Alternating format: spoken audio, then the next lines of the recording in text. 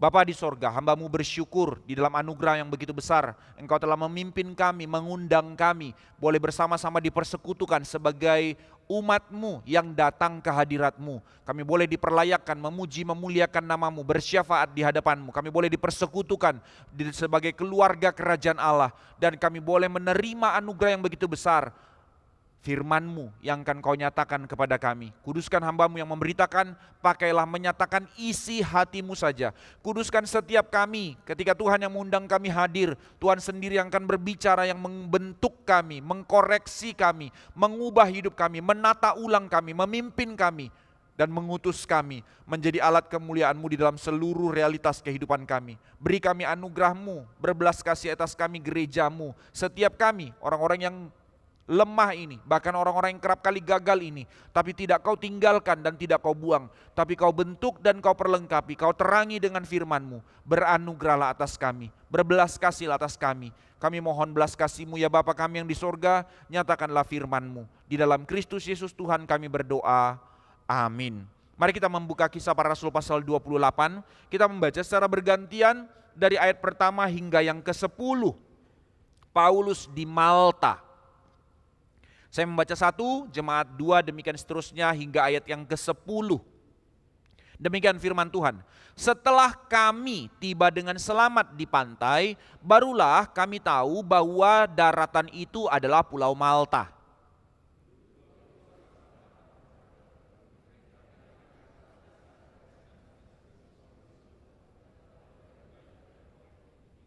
Ketika Paulus memungut seberkas ranting-ranting dan meletakkannya di atas api, keluarlah seekor ular beludak karena panasnya api itu lalu menggigit tangannya.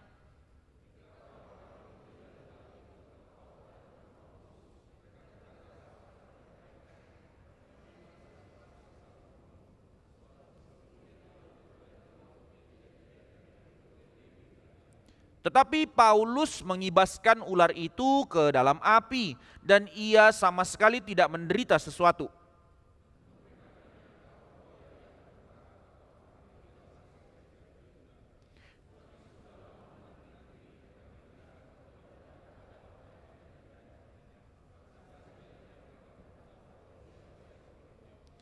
Tidak jauh dari tempat itu ada tanah milik gubernur pulau itu. Gubernur itu namanya Publius. Ia menyambut kami dan menjamu kami dengan ramahnya selama 3 hari.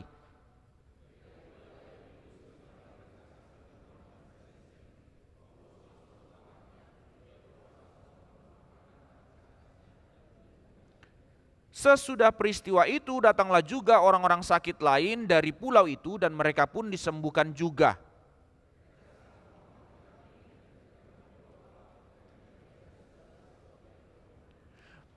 Jemaat sekalian yang dikasihi oleh Tuhan, beberapa pertemuan terakhir kita sudah melihat bagaimana perjalanan Paulus di dalam penangkapannya, pengadilannya untuk pergi harus sampai ke Roma. Maka 2 kali pembahasan di dalam Kisah Para Rasul pasal 27. Apa yang kita lihat di dalam perjalanannya menuju ke Roma itu? Kita melihat badai besar menggoncangkan kapal itu. Bagaimana para pelaut yang ahli, yang profesional, berpengalaman, tapi sekarang kehilangan kendali dan tidak berdaya di dalam menghadapi badai yang tidak kunjung selesai.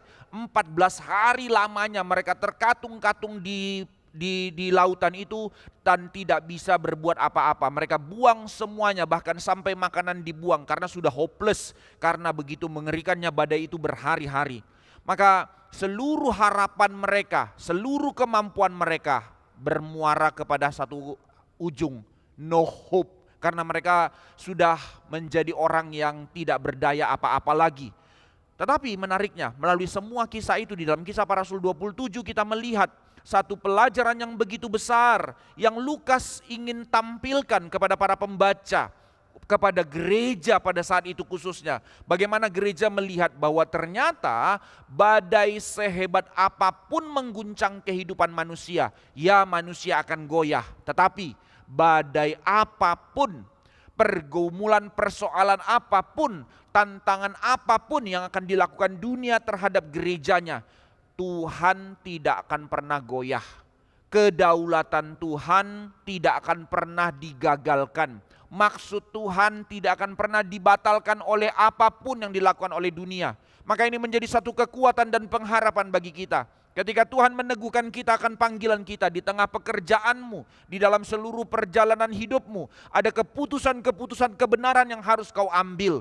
Memang sukar jalannya, memang bikin kita goncang dan bergejolak. Tapi ketika kita tahu itu firm, bahwa inilah panggilan Tuhan bagiku, inilah perjalanan hidupku untuk menjadi saksi Tuhan. Teguhlah hatimu. Walaupun dalam perjalanan itu susah untuk bersuka cita, tapi tetap arahkan kepada firman sebagai pengharapanmu, bahwa janji Tuhan, maksud Tuhan lewat hidup kita tidak akan pernah gagal. Kita sudah mempelajari hal ini. Maka pada akhir pasal 27 kita melihat bahwa kapal itu akhirnya benar-benar hancur. Setelah Tuhan mengatakan tidak ada satupun yang binasa, tapi tetap kapal itu hancur.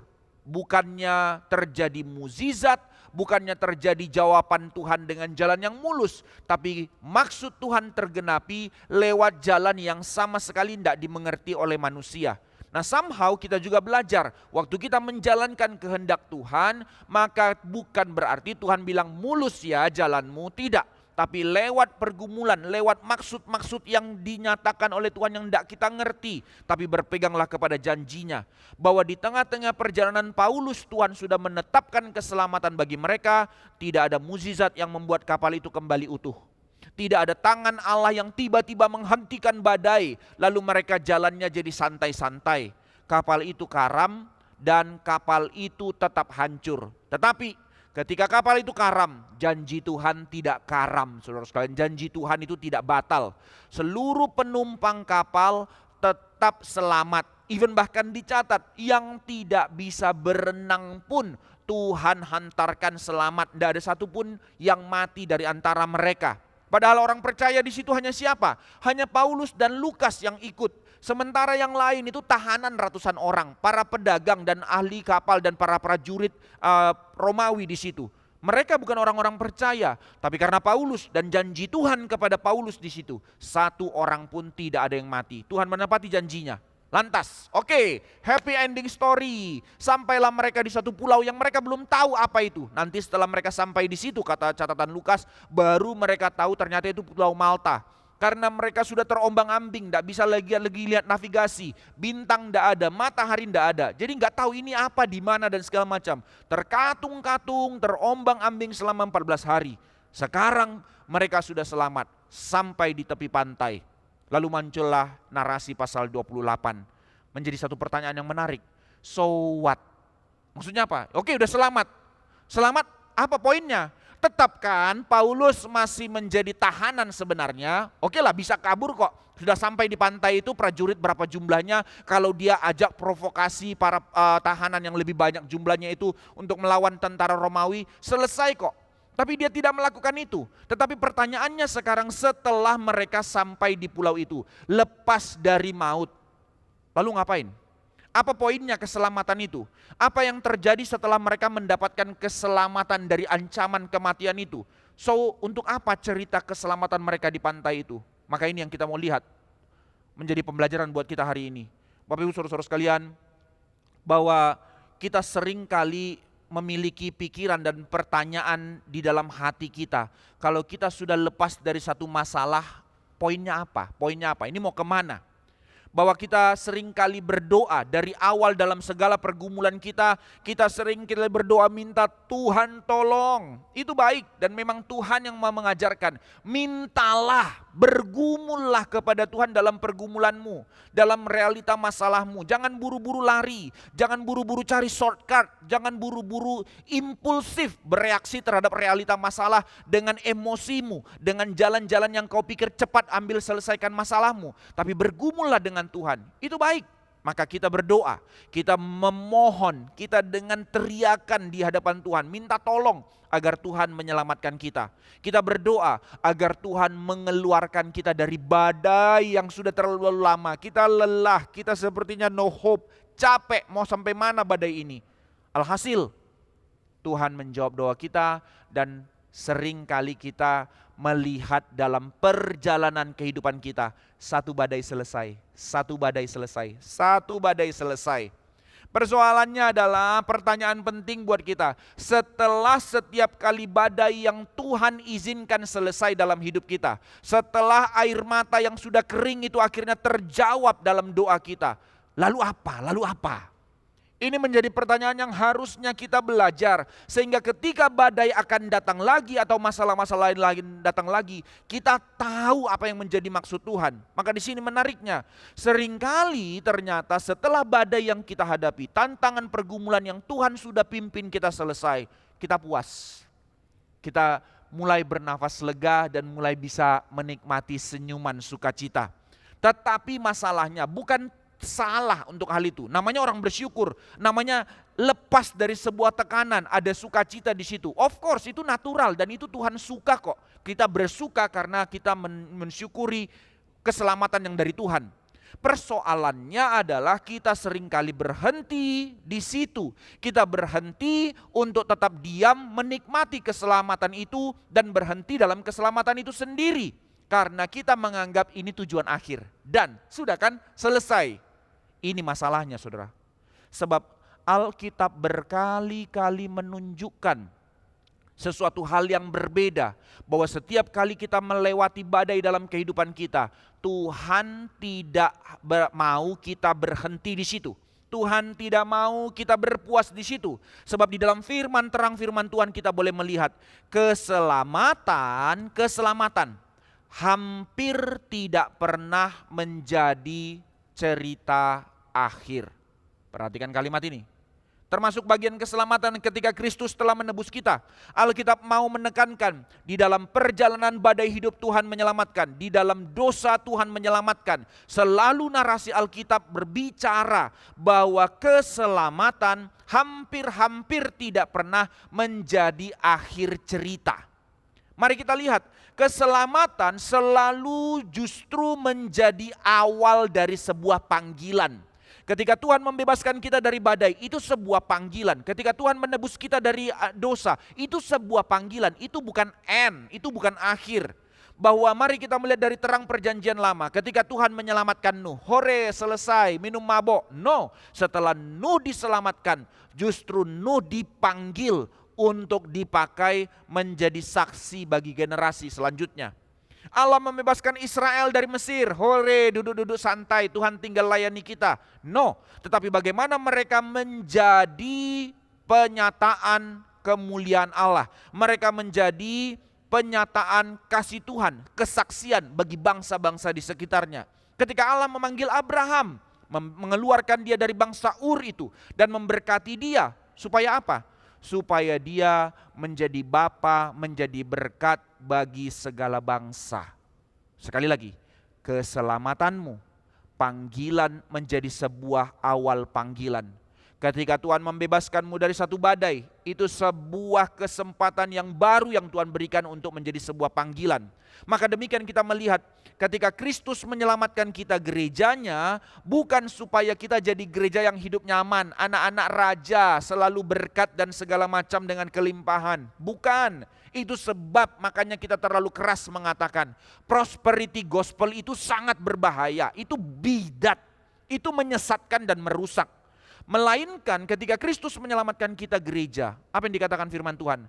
Supaya gereja menjadi saksiku sampai ke ujung bumi. Kamu akan menerima kuasa supaya menjadi saksiku. Roh Kudus akan turun atas kamu supaya menjadi saksiku. Kamu akan kuberkati dan kujaga supaya menjadi saksiku. Selalu ada meaning, ada purpose. Ada meaning, ada purpose. Ada satu hal yang diberikan oleh Allah menjadi sebuah tujuan yang dinyatakan Tuhan lewat hidup kita. Maka sekarang inilah yang terjadi juga di dalam kisah Paulus ketika mereka ke Malta. Ia baru saja diselamatkan dari badai di laut itu. Baru saja dia lolos dari maut yang mengerikan selama berhari-hari berminggu itu. Tetapi ternyata Tuhan belum selesai bekerja melalui diri Paulus. Karena setiap orang yang diselamatkan Tuhan dipanggil untuk menjadi alat keselamatan. Saudara perhatikan kalimat ini. Inilah kemuliaan yang Tuhan percayakan kepada saudara dan saya. Ketika kita menjadi orang-orang yang dimuliakan oleh Tuhan, beroleh hak istimewa ditebus untuk menjadi anak-anak Allah, itu tidak pernah berhenti hanya bagi hidup saudara, tapi saudara ditebus, saudara diselamatkan untuk dijadikan alat keselamatan. Maka mari kita melihat story yang sepertinya simple. Orang kapal karam sampai di satu pulau dan mereka tahu itu Pulau Malta. So what? Mari kita melihat apa yang dikerjakan Tuhan di dalam narasi yang pendek ini menjadi pembelajaran buat kita. 3 hal yang kita boleh lihat pada pagi hari ini. Pertama, bahwa di sini kita boleh mengerti sekali lagi, orang setiap pribadi yang telah menerima anugerah adalah orang-orang yang dipanggil melayani. Saudara, pelayanan itu bukan hak setiap orang. Pelayanan itu anugerah yang dipercayakan Allah hanya kepada orang yang beroleh anugerah. Setiap orang bisa kelihatan melayani, tapi ketika orang-orang yang hanya numpang di gereja melayani, Tuhan bisa pakai. Yudas pun Tuhan bisa pakai kan ya. Tapi sebenarnya anugerah keselamatan, anugerah yang telah memperoleh pemilihan Allah, orang-orang demikianlah yang mendapat hak istimewa untuk melayani. Mari kita perhatikan narasi ini dari ayat 1 sampai ayat 3. Di dalam ayat 3 dikatakan, setelah kami tiba dengan selamat di pantai, barulah kami tahu, nggak tahu mereka sebelumnya, barulah mereka tahu bahwa itu bernama Malta. Perhatikan kalimat di situ, setelah kami tiba dengan selamat. Kenapa muncul kalimat itu? Ini menjadi sebuah kesimpulan dari narasi penggenapan janji pasal 27. Bahwa dikatakan tepat seperti apa yang dijanjikan Tuhan pasal 27 itu. Sekarang tergenapi dalam pasal 28. Tidak ada seorang pun daripadamu yang binasa. Maka Paulus mengkonfirmasi kepada kepala pasukan, kepada para pedagang itu. Percayalah, mereka bukan orang-orang yang beriman kepada Tuhan. Ada sebagian mereka orang Yahudi, ada banyak dari mereka para penyembah para dewa. Sekarang ada satu tahanan bilang, Tuhanku berjanji, tidak ada satupun yang akan binasa. Percaya enggak? Mereka enggak mau percaya, karena sebagian mau lari pakai skoci kan ya. Tapi kasih Paulus lewat kepala pasukan. Kalau mereka pergi, nanti mereka mati. Kepala pasukan potong, skocinya hilang, tidak ada lagi jalan keselamatan. Begitu percayanya orang ini kepada tahanan yang akan dibawanya ke Roma. Dan benar janji Tuhan tergenapi. Sekarang dikatakan setelah kami tiba dengan selamat.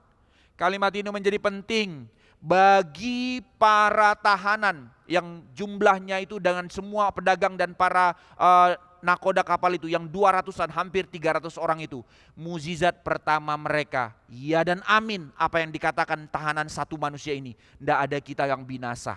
Maka kalimat itu menjadi penting untuk mereka sadar. Benar bahwa apa yang dikatakan abdi Allah ini sekarang sedang tergenapi. Tetapi Lukas tidak berhenti di situ. Narasi itu sebuah mukjizat bagi para orang yang di kapal sampai di pulau. Begitu sampai di Malta, Lukas segera memperlihatkan narasi yang aneh tetapi menarik. Ayat 2. Penduduk asli pulau itu menunjukkan peri kemanusiaan yang luar biasa kepada mereka. Ingat, ini transisi musim dingin, mereka sudah terkatung-katung di kapal, mereka sudah jatuh di air, berapa jam itu sampai ke tepi pantai dan mulai hujan dan mereka sedang kedinginan. Bayangkan menggigilnya ini dan mereka dalam kondisi yang makan tidak makan. Makan terakhir itu hari mereka makan lalu buang makanan ke laut karena saking mengerikannya badai itu. Tapi apa yang terjadi? Ayat 2 mencatat, penduduk asli pulau itu menunjukkan peri kemanusiaan. Mereka menyalakan api, langsung tolong. Padahal langsung mereka tahu, pada zaman itu langsung jelas kok identifikasinya. Mana yang pedagang, mana yang prajurit, mana yang tahanan. Dari bajunya langsung kelihatan. Jadi mereka tahu ini para tahanan. Tetapi apa yang mereka lakukan? Mereka tetap memberikan pertolongan, menyalakan api, menerima mereka, bahkan berusaha menyelamatkan mereka dari kedinginan itu. Mereka membuka diri kepada orang-orang asing. Mereka bukan orang percaya. Ini tindakan kasih yang sangat besar, saudara-saudara sekalian. Harusnya mereka takut, wah bagaimana ini tahanan nih, mati nanti kita. Ayo kita lari, mundur, siap-siap jaga-jaga diri. No, mereka melakukan pertolongan.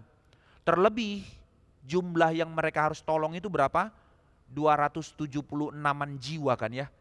Jadi untuk nyalakan api bagi orang sebegitu banyak, nggak mungkin satu api gede, satu-satu dibentuk blok-blok supaya mereka apa? Satu kampung itu turun untuk tolong mereka semua. Bayangkan kalau hampir 300 orang seperti ini tiba-tiba muncul di satu pulau kecil, di satu desa kecil, dalam kondisi mereka basah, kedinginan, kelaparan, dan membutuhkan pertolongan. Tetapi mereka tetap menerima mereka.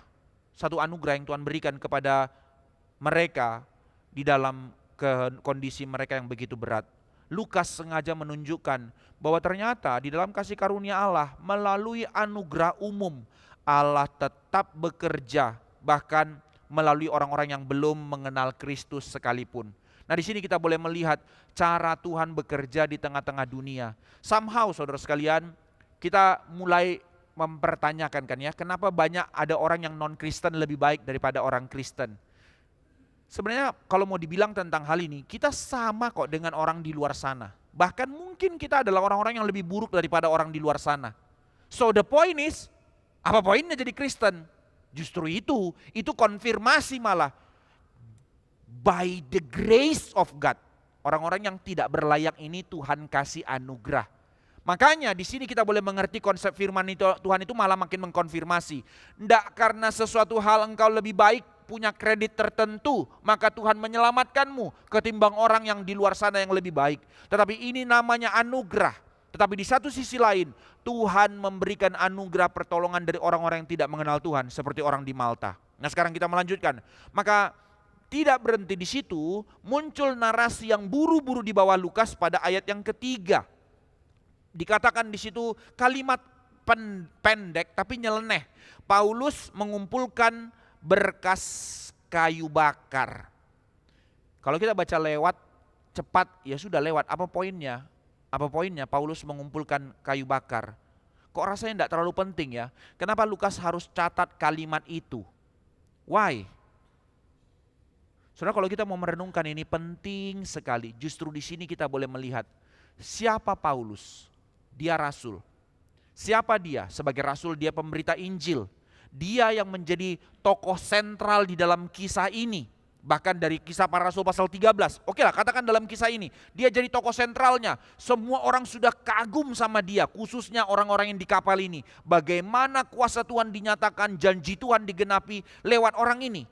Tapi setelah demikian seharusnya dia orang yang paling layak untuk dilayani. Sudah dia kasih kayak gitu, orang tahu dia abdi Allah, dia bilang siapkan kayu bakar, semua orang kerjain. Karena takut mati. Ini orang abdi Allah, dia ngomong apa jadi, bahaya ini. Tapi apa yang dilakukannya? Dia tidak minta dilayani, saudara-saudara, dia tidak minta dilayani. Dia tidak memberi perintah ini dan itu.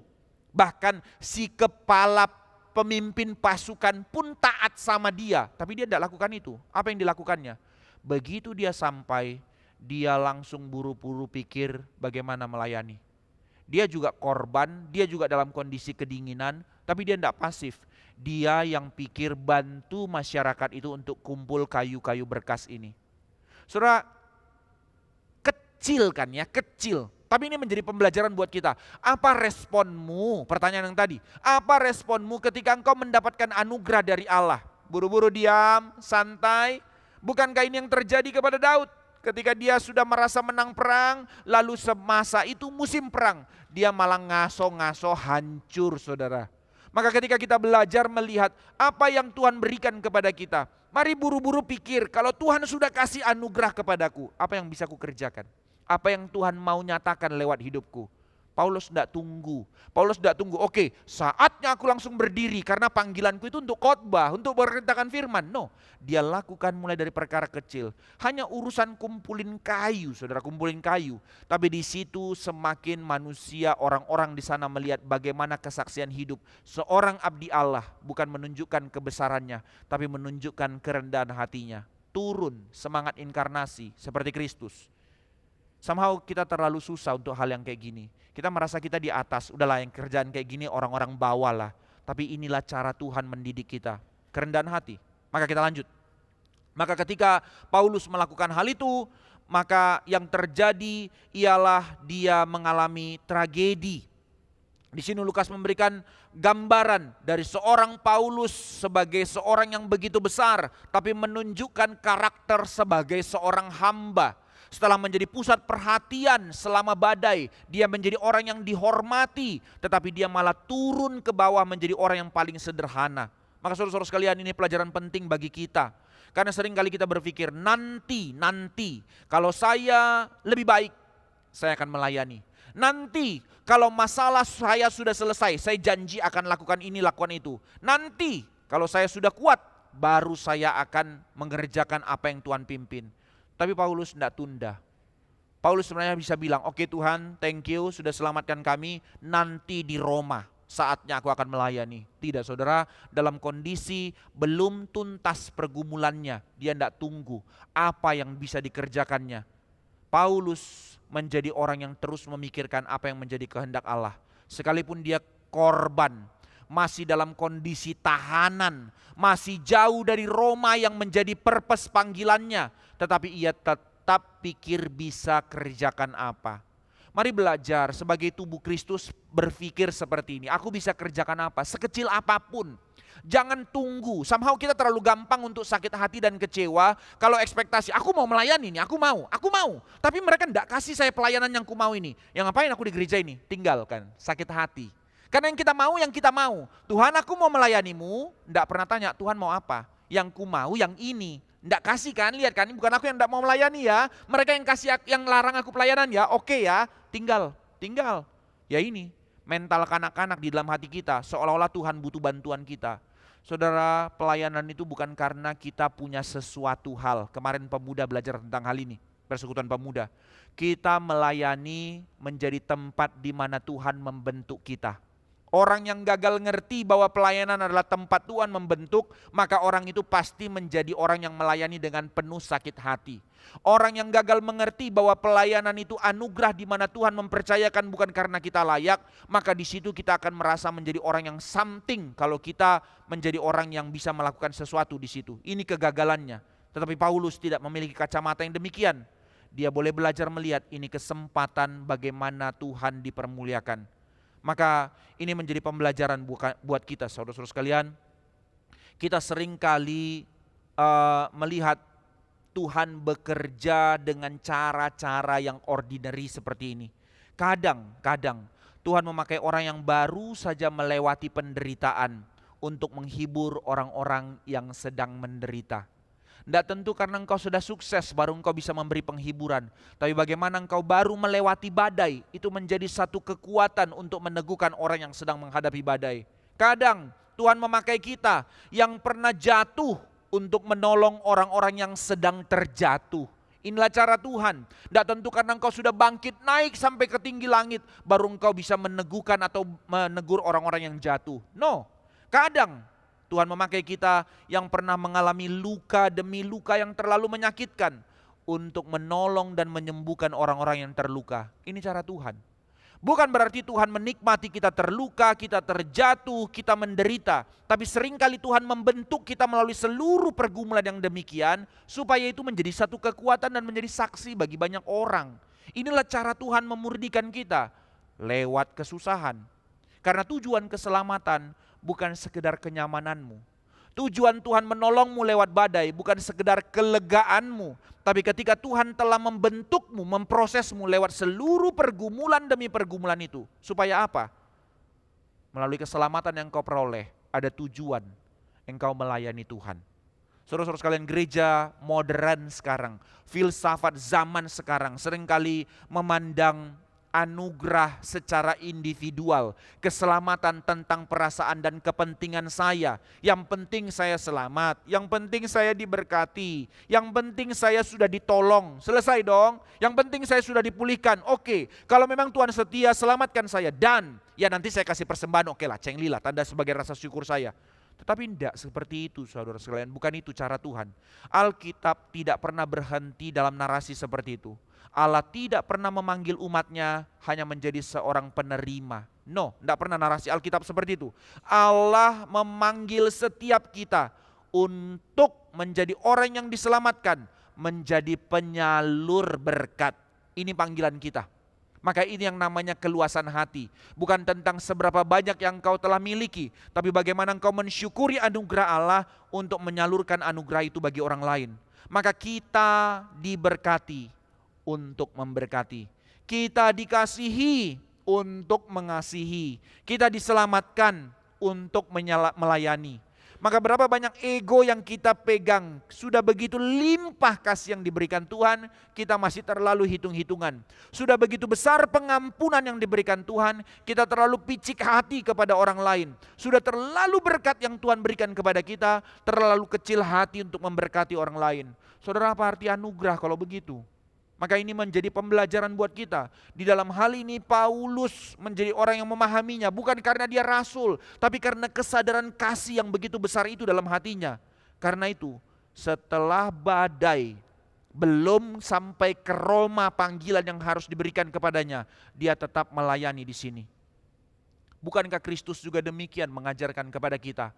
Hari di mana Yesus tahu bahwa dia harus ke Yerusalem untuk disalibkan. Tapi ketika dia keluar dari Yeriko itu, ada orang di situ lumpuh sedang berseru-seru. Harusnya Yesus bilang, sorry ya bro, tidak ada waktu. Misiku salib. No, dia tetap memperhatikan orang-orang di sekitarnya. Terkadang kita kalau ada event, di dalam gerakan ini saya sangat bersyukur ya. Setiap kali di mimbar di-sharingkan, kita akan melakukan demikian pelayanan, muncul rekening. Even di warta pun tidak ada rekeningnya. Saya sharing KKR regional di pusat. Saya sengaja tidak mau tulis rekening di sini. Bukan untuk menguji jemaat, tapi untuk melihat hati yang mencintai Tuhan. Saya publish sebentar, langsung cepat-cepat semua orang keluarin handphonenya. Jebret, jebret, jebret, selesai. Lalu ditanya, saya tanya minggu depannya, bagaimana? Ada yang transfer enggak? Ada Pak.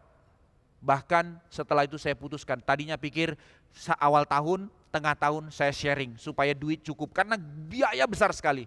Tapi sekali sharing itu dananya cukup sepanjang 1 tahun itu. Sudah, saya tidak sharing lagi. Karena hati tergerak. Oh itu bagus.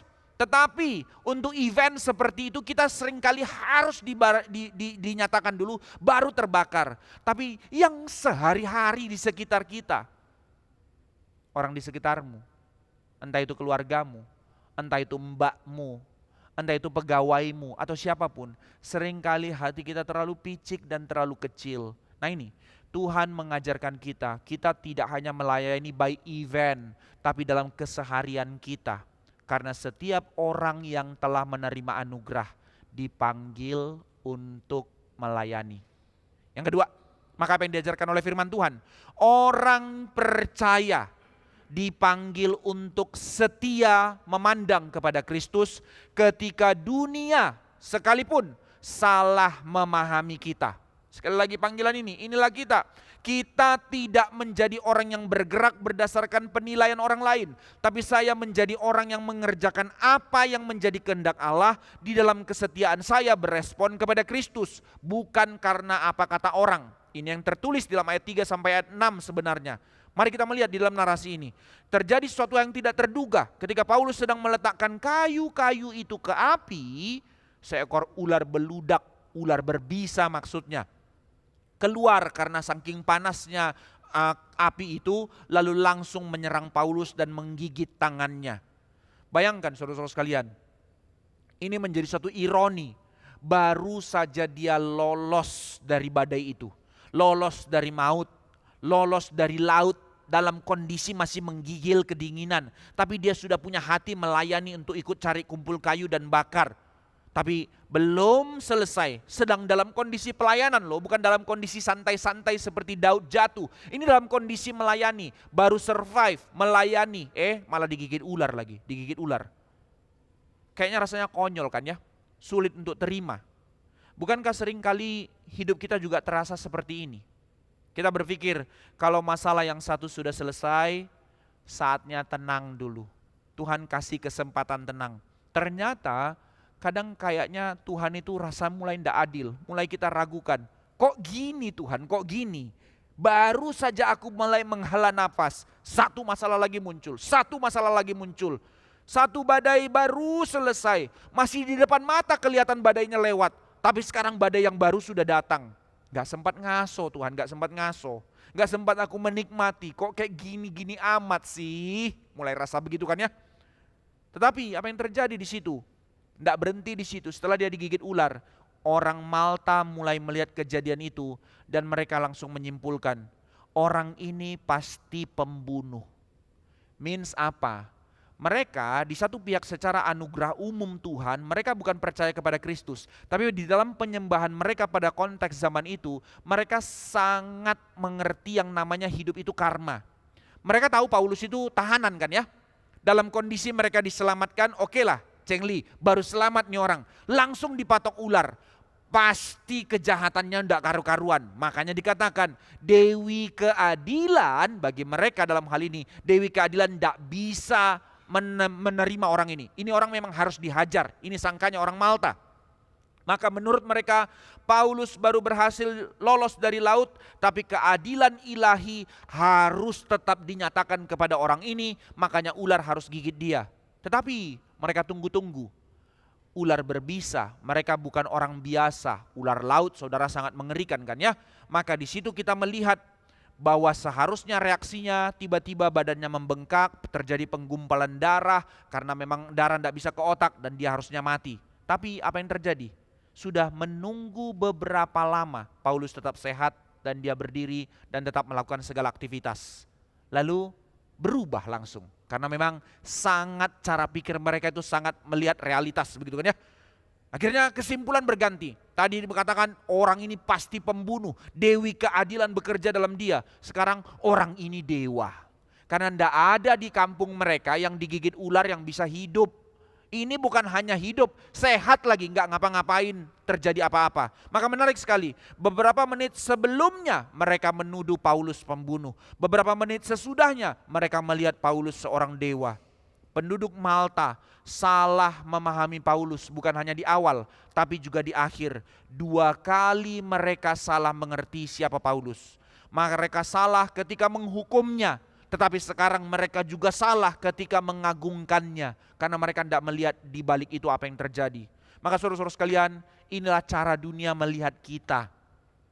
Bahwa hari ini mungkin dunia sedang memujimu. Karena dalam anugerah Tuhan, Tuhan memimpinmu lolos dari masalah. Tapi besok dunia akan mengolok-olokmu. Mungkin hari ini mereka akan mengangkatmu, mengagung-agungkanmu.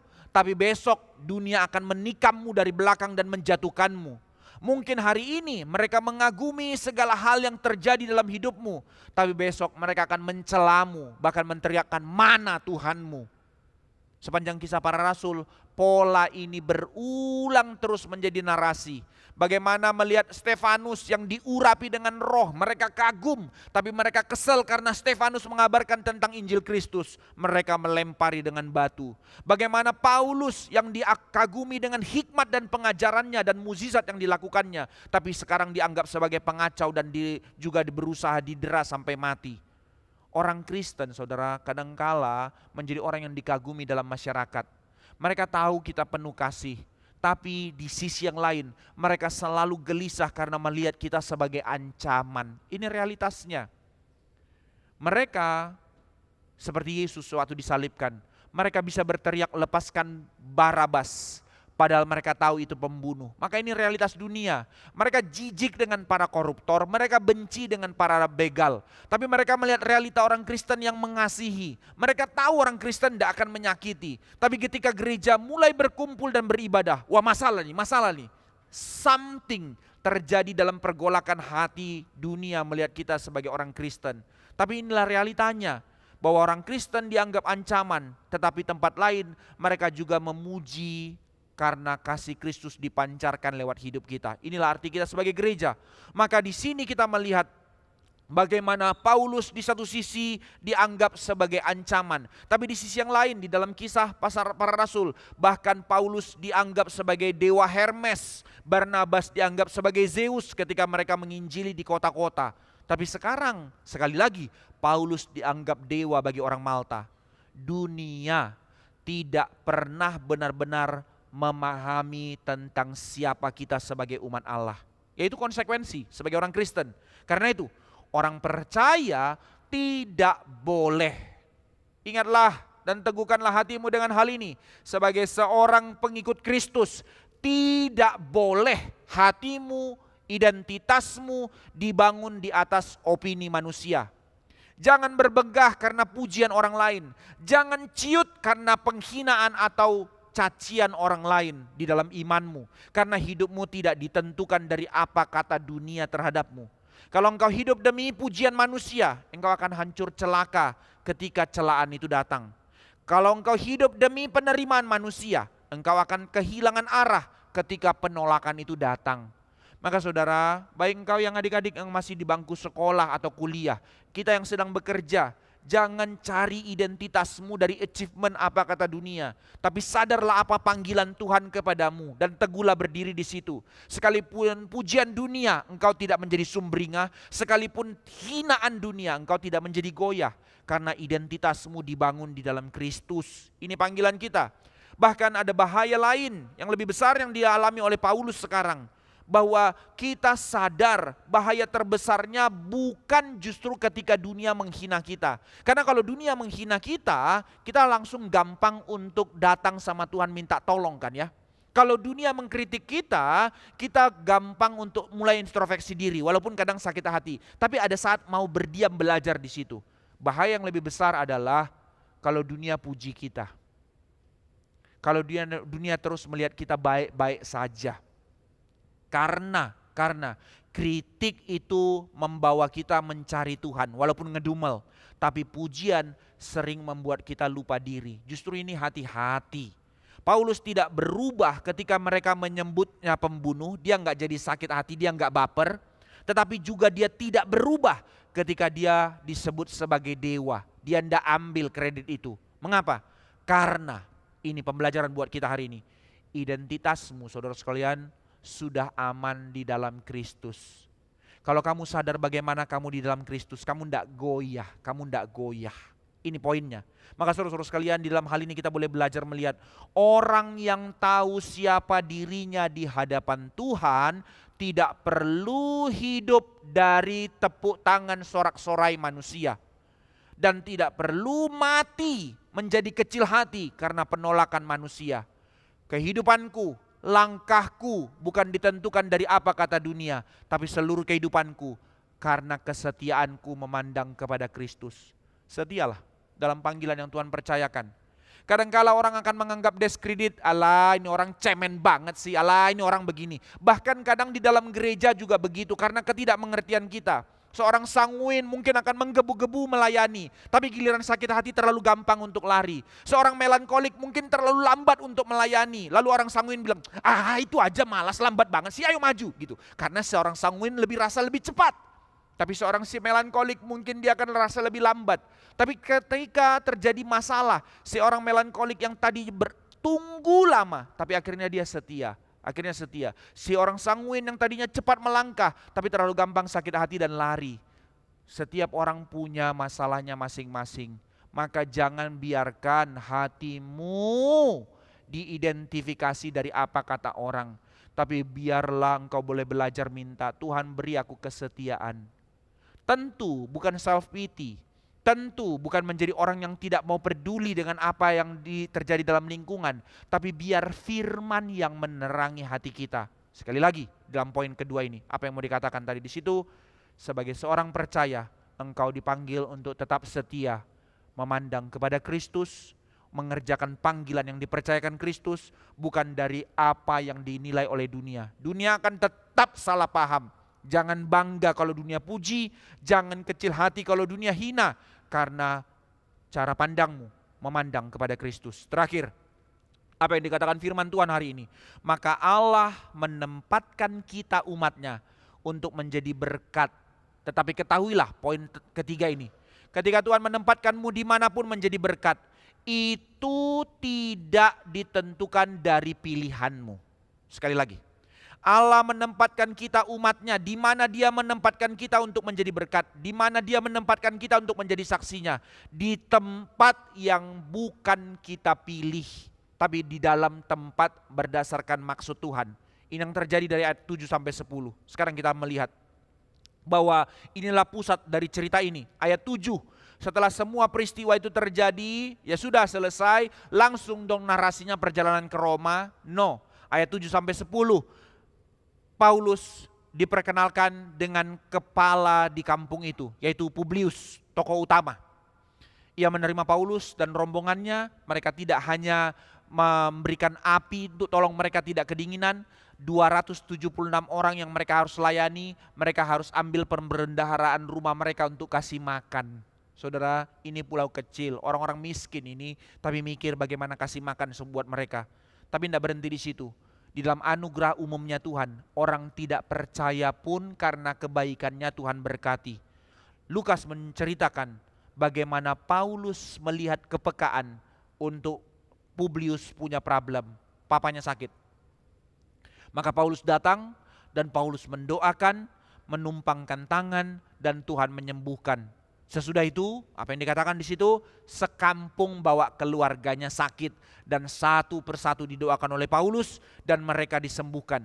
Lihat saudara, bagi mereka 14 hari tidak ada satu tanda mukjizat apapun. Tapi setelah mereka mengalami mukjizat keselamatan, bukan lewat cara mukjizat, lewat cara yang ordinary, harus berenang untuk mencapai pantai itu. Mereka menyaksikan janji Tuhan lewat Paulus terjadi. Tapi hari itu mereka tidak berhenti di situ. Mereka melihat mukjizat bagi orang satu kampung itu yang memberi mereka makan lewat Paulus yang menyembuhkan mereka. Maka hari itu bukan hanya kepala prajurit, bukan hanya para pedagang, seluruh tahanan hari itu melihat kemuliaan Kristus lewat Paulus. Di mana? Di Roma? Bukan. Di pulau antah berantah yang tidak penting, yang tidak masuk hitungan. Bahkan bagi orang seisi pulau itu pun Tuhan disaksikan. Lihat kalau kita tarik perjalanan ini bagaimana dengan Yunus di kapal. Orang-orang yang di kapal itu yang membuang Yunus akhirnya menjadi percaya kepada Tuhan karena lihat anugerah Tuhan. Maka kembali dalam cerita ini. Maka mengapa ini menjadi begitu penting? Mengapa Paulus harus berada di Malta bukan di Roma? Karena inilah menjadi pembelajaran buat kita. Pusat teologisnya ada di sini. Apakah Paulus merencanakan pelayanan di Malta? Tidak. Apakah Malta termasuk target misinya Paulus? Tidak pernah masuk hitungan. Apakah Paulus pernah berkata, Tuhan memanggil saya menjadi misionaris di Malta? Enggak. Satu-satunya kali penglihatan di Makedonia kepada orang Filipi itu yang diberikan Tuhan, tapi Malta tidak pernah masuk hitungan. Paulus ada di Malta hanya karena kecelakaan, kapal karam. Seluruh pelayanan di Malta lahir dari sebuah bencana. Dan disinilah kita mulai melihat keindahan providensi dan kedaulatan Allah. Apa yang terjadi? Saudara, bukan karena pilihanmu Tuhan bisa bekerja. Bukan karena strategi dan rencanamu Tuhan bisa bekerja. Even bahkan dalam realita kehidupan kita sehari-hari, ada begitu banyak di luar kemampuan pikir kita, Tuhan bekerja. Justru ini maksudnya, Roma tujuan Paulus. Tetapi sebelum Roma, Malta menjadi tempat Tuhan menyatakan maksud dan kemuliaannya. Dan ternyata Allah memulai pekerjaannya, menyatakan kemuliaannya di Malta. Tuhan mempercayakan anugerahnya bagi orang-orang di Malta. Ini mengingatkan kita, ini membawa kita kepada satu pembelajaran bahwa tidak ada tempat yang terlalu kecil bagi rencana Allah.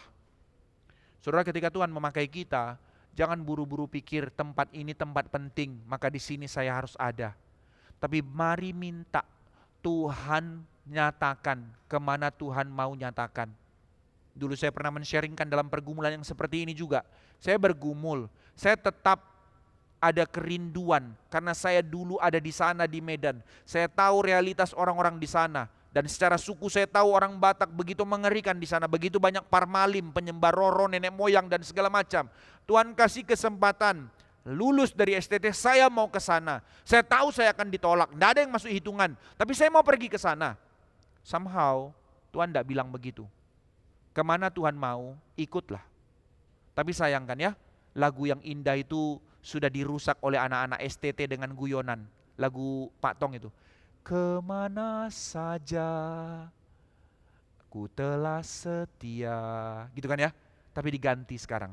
Setiap kali lulusan STT, dulu saya pernah dengar cerita ini, kalau di I3 Batu Malang, setiap kali mereka wisuda, mereka itu sambil wisuda bawa koper. Bawa koper sambil dibacakan mereka tidak tahu kemana. Sudah dibeliin tiket. Misalnya, lulusan hari ini, penginjil Harley Erickson Tambunan. Lulus dengan predikat demikian-demikian. Ini tiket pergi ke Papua. Maka hari itu penuh tangis. Ke Papua. Mereka tidak pernah tahu. Dibeliin tiket kemana mereka harus siap. Nah itu caranya. Lalu muncullah nyanyian. Kemana saja asal di Jakarta, jiwa sama berharga di matamu. Kurang ajar ya, inilah manusia. Kemana saja asal di Jakarta. No. Kemana saja, tak ada tempat yang terlalu kecil buat Tuhan. Maka di sini kita boleh belajar, saudara sekalian. Kita sering berpikir Allah bekerja di tempat-tempat besar. Iya, Allah bekerja di tempat-tempat besar. Faktanya di tempat di Yerusalem, di Antioquia, di Efesus, di Roma. Tuhan bekerja dengan perkara-perkara besar. Tetapi sekarang Lukas juga mencatat bahwa seluruh cerita tidak berhenti di kota-kota besar. Bahwa ternyata sekarang Tuhan harus menghentikan langkah Paulus sebelum ke Roma untuk singgah di tempat yang tidak masuk perhitungan, di Malta. Why? Karena bagi Allah tidak ada tempat yang tidak penting, tidak ada orang yang tidak masuk hitungan, tidak ada pelayanan yang tidak penting, bahkan jiwa yang paling kecil di tempat yang terkecil sekalipun begitu berharga. That's why saya mensyukuri Tuhan begitu memberi berkat yang terlalu besar bagi gerakan ini, KKR regional itu. Pekerjaan yang terlalu kecil dan remeh itu, yang tidak masuk hitungan, karena tidak ada karpet merah di situ, tidak ada glory di situ. Pergi ke kampung-kampung yang tidak masuk hitungan, tapi Tuhan masih kasih anugerah begitu besar. Harga yang dibayar terlalu mahal, tapi itu tanda anugerah Tuhan begitu besar bagi mereka dan anugerah Tuhan begitu besar bagi kita. Tuhan mengundang kita untuk mengerjakan perkara ini. Maka kadang kita merasa hidup terasa terlalu biasa-biasa saja. Tuhan, kau mau pakai aku, tapi apa yang kukerjakan? Pekerjaanku bukan pekerjaan extraordinary. Keluargaku juga keluarga yang biasa kok. Pelayananku cuma pelayanan kecil. Mungkin aku hanya usher. Mungkin aku hanya ikut-ikut tim transportasi. Aku tidak berdiri di mimbar. Aku tidak kerjakan hal-hal besar. Aku tidak dikenal. Aku tidak terkenal. Anak saya nggak ngerti dari mana pikiran dia. Papa, dia nggak bilang iri sih, anak saya yang pertama, masih SD kelas 1 kan ya. Harap dia nggak nonton YouTube-nya ini nanti ya. Dia keluarkan satu kalimat, Papa kok enak? Loh kenapa? Papa tuh udah terkenal loh. Hah? Maksud kamu apa? Iya Papa banyak di YouTube, saya belum ada. Jadi waktu ada video apa kayak gitu, kayak di SKC, kayak misalnya yang video running yang di bawah di lobi, dia lihat ada saya. Ada saya loh di situ, Papa, ada saya gitu. Something yang buat dia berharga, yaitu kanak-kanak. Tapi seringkali, bukankah kita juga hal yang seperti itu yang kita harapkan kan ya? Kita merasa kita terlalu kecil dengan pekerjaan kita yang biasa, pelayanan kita yang kecil, tidak dikenal. Tapi ketahuilah saudara-saudara sekalian, justru di sini firman Tuhan mau mengatakan bahwa Allah seringkali bekerja justru di tempat-tempat yang dianggap kecil oleh dunia. Kesaksian ini saya harus ceritakan sekali lagi. Saya sudah ceritakan di awal dulu di dalam Kisah Para Rasul. KKR regional pertama saya, kali ketiga saya, tahun 2014. Waktu itu 2013. Waktu itu kami selesai KKR regional di Sumba, itu masih tim saya dengan Pendeta Aiter dengan tim Kebun Jeruk. Kami di Tambolaka, Sumba Barat Daya, sudah selesai. Sudah ini mau pulang tunggu pesawat, delay. Hari Sabtu sore jam 4. Saya sudah pakai baju kaos, waktu itu saya masih ingat baju kaosnya, baju kaos gambar singa. Karena kami sudah bilang pulang foto-foto. Ya Pendeta Aiter agak rodo gila foto-foto gitu kan ya. Karena di airport itu ada pohon yang bagus, nanti kalau fotonya di situ view-nya ke langit, pokoknya airportnya tuh dekat pantai jadi bagus. Oke, pakai kaos, celana pendek, duduk. Sudah, Pendeta Aiter sudah mulai manjat duluan, saya masih duduk-duduk. Har, kata Pendeta Aiter. Oke, saya bilang, saya naik, saya manjat-manjat. Tapi sebelum saya naik, saya lihat ada satu anak gadis di situ, kecil diam-diam sendiri. Tunggu karena pesawat delay, belum boleh masuk ke dalam ruang tunggu. Dia duduk-duduk sendiri pegang tasnya. Polos sekali. Lalu saya panggil satu dulu Ibu Grace namanya, istri penatua Kebun Jeruk sekarang. Ci Grace, saya bisik, Injili. Oke. Karena cewek. Oke, kata Ci Grace. Saya pergi, saya foto-foto, jebret-jebret kayak orang gila lah di situ ya. Gambar singa, wow, udah kayak monyet lah. Saya maling lebih tinggi, lebih naik lagi, pohonnya bagus gitu. Baru dipangkas jadi daunnya itu. Jadi kalau dilihat view langitnya cakep lah pokoknya. Sayang fotonya udah hilang, rugi. Lagi ngomong-ngomong kayak gitu, tiba-tiba Ibu Grace-nya teriak, Harley, sini katanya. Wah, lagi foto-foto, bentar, saya bilang lagi. Singkat cerita saya datang. Kenapa? Kenalkan adik ini. Oh yaudah, saya sapa. Halo, siapa namanya segala macam gitu. Lalu singkat ceritanya Ibu Grace cerita. Dia mau ke Bali, karena pesawat itu dari Sumba ke Bali, nanti dari Bali kami ke Jakarta. Oh, ngapain ke Bali? Iya, dia baru tamat SMA. Terus mau masuk sekolah teologi namanya STT Calvin di Bali. Wah, puji Tuhan. Kapan terima panggilannya? Saya bilang. Oh, saya terima panggilan di KKR regionalnya STEMI. Wah, puji Tuhan, kamu terima panggilan dari situ ya. Siapa hamba Tuhannya? Bapak katanya. Waduh, ini monyet tadi sudah manjat-manjat, gak ada pikir segala macam. Sekarang malu, wah tadinya hamba Tuhan yang mungkin dia kagumi luar biasa dalam hatinya. Waduh, ternyata orang ini kayak orang gila gitu pikirnya. Nah ini poinnya apa? Tuhan somehow bekerja lewat hal-hal yang kita tidak pernah pikir. Saya tidak pernah pikir. Saya tanya anak ini, kamu dari mana? Dari Kodi, tempat yang paling gak masuk akal. Zaman itu Kodi ini tempat kacang mente dan segala macam. Disitulah beberapa hamba Tuhan kena begal dulu. Bule kena begal di situ. Disuruh berhenti kasih uang. Saudara jangan takut ke Sumba ya, sekarang udah gak kayak gitu lagi. Dulu masih realitanya kayak gitu. Tapi dari situ, dari desa yang gak masuk hitungan itu, ada satu anak. Kami datang ke situ, anak-anaknya itu satu sekolah 600 orang. Tapi kalau panen cuma 50 orang siswanya. Karena yang lain pesta, minum mabok. Anak-anak ikut pesta, gak sekolah. Tapi dari kota kecil seperti itu, satu anak datang serahkan diri masuk sekolah teologi ke Bali. Dari kampung saudara, dari pekerjaan yang kita pikir gak ada hitungan. Maka ini realitanya.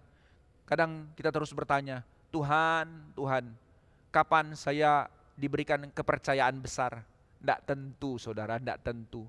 Jangan pikir kalau saudara kerjakan perkara-perkara besar baru Tuhan bekerja. Dari hal-hal yang kecil. Maka sekali lagi kisah ini menunjukkan bahwa setelah diselamatkan dari laut, Paulus segera menjadi sarana kesembuhan dan kehidupan bagi orang di pulau itu. Tidak masuk hitungan.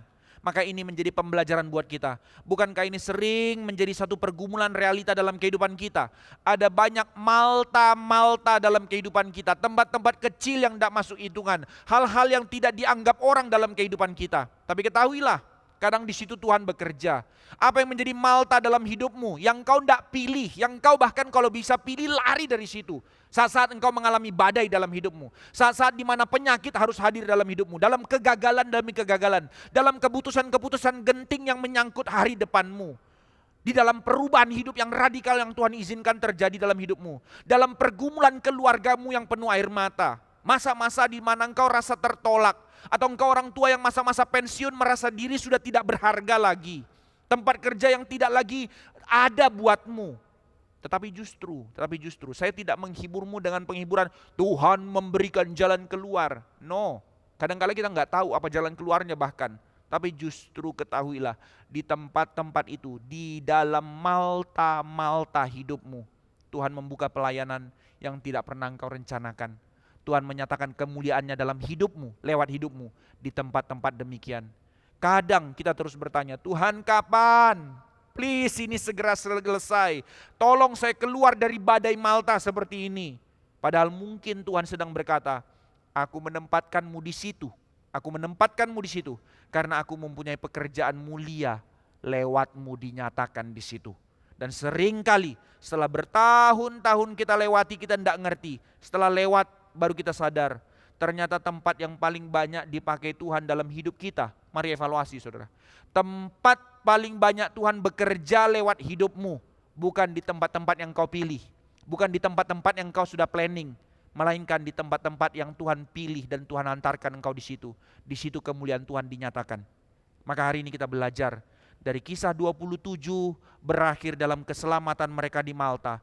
Kisah 28 menunjukkan tujuan keselamatan. Paulus diselamatkan untuk menjadi orang yang dipakai Tuhan.